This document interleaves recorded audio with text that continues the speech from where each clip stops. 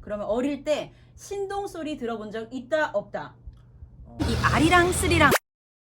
안녕하세요. MC 조은설입니다. 오늘 스리랑 직업의 세계에서는요, 프로 바둑 기사를 만나보려고 합니다. 그래서 지금 제가 나와 있는 곳은요, 한국기원이라는 곳인데요. 여기 한국기원은 이 프로 기사들이 시합이 있을 때 대국을 하기도 하고요. 또 바로 옆방에서는 국가대표 바둑 선수들이 훈련을 하기도 하는 그런 곳입니다. 오늘 이곳에서 소중한 주인공 한번 만나보려고 하는데요. 오늘 만나볼 주인공은 바로 지난달이었죠. 전통의 대회 맥심 커피배에서 우승을 차지했고요. 무엇보다 바둑계 소문난 훈남으로 유명합니다. 이지연 구단 만나보겠습니다. 네, 우선은 우리 저희 카메라를 보고 간단한 자기소개 한번 부탁드려 볼게요. 네, 안녕하세요. 바둑 프로기사 이지영 구단입니다. 네, 이지연 구단 나와주셨습니다. 우리 직업의 세계에서 빼놓을 수 없는 코너입니다. 사실 오늘이 첫 주인공이기 때문에 뭐 고정 질문, 빼놓을 수 없는 코너 이런 거 다 오늘 이지영 구단께서 만들어 주시는 거거든요. 그래서 좀 잘 부탁드린다는 말씀을 드리고요. 1분 동안 자기 자랑 시간을 한번 가져볼게요. 2019년도에 국수산맥배 국내 대회에서 우승했고 2020년에는 맥심 커피배 바둑 대회에서 우승했고 랭킹이 8위라는 걸 좀 자랑스럽게 생각하고 있습니다. 랭킹 8위라고 말씀을 해주셨는데 그 국내 바둑 랭킹이잖아요. 네, 국내에 지금 그러면 소속돼 있는 프로 기사가 몇 명 정도가 되죠? 한 정확히는 제가 잘 모르겠는데 한 남자 프로기사는 한 350명 이상 될 네. 거예요. 네. 네, 그 중에서 8위라는 것은 정말 대단한 일이고 사실 뭐 다른 자랑 필요 없이 우승 2번 했다. 한 가지만 더 여쭤볼게요. 어릴 때부터 이제 바둑을 하셨을 거잖아요. 네. 그러면 어릴 때 신동 소리 들어본 적 있다 없다? 사실 제가 대구 출신인데요. 대구에서는 학원을 다녔었는데 그때는 좀 신동 소리를 많이 들었는데 네. 자, 그럼 본격적으로 우리 이제 바둑에 대해서 좀 더 얘기를 나눠보도록 할게요. 처음에 이제 또 바둑을 시작하게 된 계기가 있었을 것 같아요. 네. 처음에는 저희 아버지가 바둑을 좋아하셔가지고 좀 취미 삼아 이렇게 배우게 했었는데 뭐 바둑뿐 아니라 그냥 뭐 합기도라든지 뭐 컴퓨터라든지 막 여러 가지 배웠는데 그 중에서 바둑이 제일 좀 제가 흥미로워했었던 것 같고요. 그러면 그 몇 살 때 시작을 한 거죠? 처음에는 7살 때 시작했고요. 7살 때. 제대로 프로 생활하려고 서울 올라온 거는 4학년 때부터 올랐습니다. 지금 현재 나이가 어떻게 되시죠? 저 지금 29살. 29인데 7살에 바둑을 시작했다면 20년이 넘게 지금 바둑 인생을 살고 네. 있어요. 언제 프로 기사가 되고 싶다라는 결심을 했어요?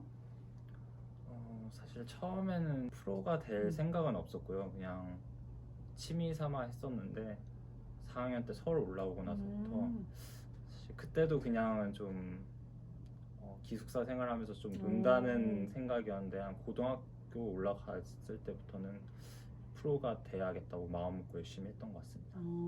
어쨌든 그 고향에 있다가 또 좀 더 전문적으로 공부를 하기 위해서 서울에 올라왔던 것은 4학년 때, 그러니까 11살 때죠. 그럼 그때부터 이렇게 기숙사 생활도 하고 또 부모님과 떨어져서 생활을 하면서 힘들었던 적이 또 있을 것 같아요. 언제가 가장 힘들었나요? 사실 처음에 서울 올라오고 나서는 그때는 좀 많이 놀았고 재밌었던 기억이 많았고요. 그리고 고등학생 올라가고 나서 그때는 입단을 준비를 하고 꼭 입단해야겠다는 그런 생각이 컸기 때문에 그때는 좀 스트레스도 받고 또 입단이 좀 생각한 것보다 늦어져가지고 그때는 좀 뭐 힘든 시기였던 것 같아요. 어떤 그런 책임감과 부담감이 좀 있었을 것 같아요. 우리가 이런 꿈을 이루는 과정에서 빼놓을 수 없는 게 있잖아요. 바로 내 인생의, 바둑 인생의 스승과 멘토가 누군지 좀 궁금하거든요. 일단 뭐 스승님이라고 하면 제가 4학년 때부터 장수영 바둑 도장에서부터 시작했고 그리고 입단했을 때까지 계속 그 도장이 있어가지고 장수영 사원님과 그리고 박병규 사원님이 저의 스승이고 그리고 멘토적인 이야기도 많이 해주셨던 것 같아요. 네. 네, 다음 질문 한번 드려보도록 하겠습니다. 혹시 입단을 하고 난 후에 프로기사가 되고 난 후에 네. 가장 기억에 남는 순간은 언젠가요? 사실 제가 2019년도에 국수산맥대회 우승하긴 했었는데 그 시합은 사실 국제부랑 국내랑 나뉘어져 있었거든요. 네. 그런 것 때문에 이번 2020년 맥심 커피배 우승한 게 가장 저한테는 좀 의미 있고 가장 그 결승 이국 승리하는 게 가장 기억에 남는 것 같습니다. 네, 가장 기억에 남는 순간이자 또 기뻤던 순간인 것 같습니다. 자, 그러면 저 사실 이거 궁금했어요. 혹시 그 시합 전에 본인만의 의식이라든지 네. 징크스 같은 게 있을까요? 사실 이건 사람마다 다 어느 정도는 있을 거라고 생각하는데 저는 약간 조금 산만한 상태에서는 바둑 집중이 잘 안 되더라고요.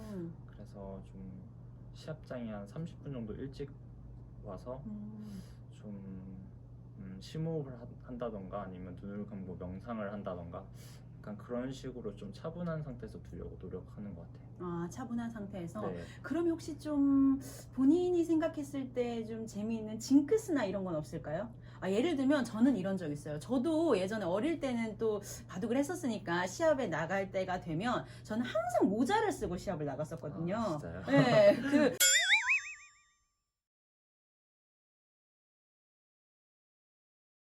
어느 순간부터는 이 모자가 없으면 네. 대회를 잘 못 나가겠더라고요. 혹시 네. 그런 건 없나요? 저 같은 경우에는 특별한 건 없는 것 같고요. 그냥 그날 오후 시합이면 제가 자주 가서 많이 승률이 좋았던 식당을 간다던가 뭐 그런 경우는 있지만 뭐 특별히 그런 징크스는 없는 것 같아요. 네, 아무튼 네, 그렇게 한번 들어봤고요. 요거가 하나 궁금해요. 그 일반 바둑을 잘 모르시는 분들은 바둑하는 사람들한테 가장 신기해하는 부분이 그거더라고요.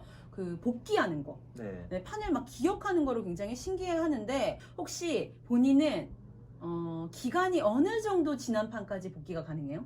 지금 만약에 1년 전에 큰 시합에서 뒀던 판 언제다 말을 해준다. 상대가 누구였다 하면 그 판 복기 가능한가요? 그 바둑을 좀 몇 수를 보여주면 그래도 어느 정도 할 수 있지 않을까? 바둑을 관련해서 마지막 질문 하나만 더 드려보도록 하겠습니다. 그 누구나 승부를 하다 보면 슬럼프가 찾아오기 마련이잖아요. 네. 슬럼프를 극복하는 본인만의 방법. 저 같은 경우에는 근데 슬럼프 좀 그렇게 큰 슬럼프는 없었던 것 같아요. 그래서 가벼운 슬럼프 같은 경우에는 좀 운동하면서 운동을 좋아해가지고 운동하면서 좀 그렇게 스트레스를 풀면 또 금방 슬럼프를 극복할 수 있는데 근데 그건 사람마다 조금 다른 것 같고요. 저 같은 경우에는 좀 큰 슬럼프는 없었던 것 같습니다. 네, 그렇습니다. 이렇게 그 프로 바둑 기사 이지영 구단과 한번 얘기를 나눠봤고요. 곧이어 2부에서는 인간 그리고 남자 이지환에 대해서 좀 더 심층적으로 얘기를 나눠보도록 하겠습니다.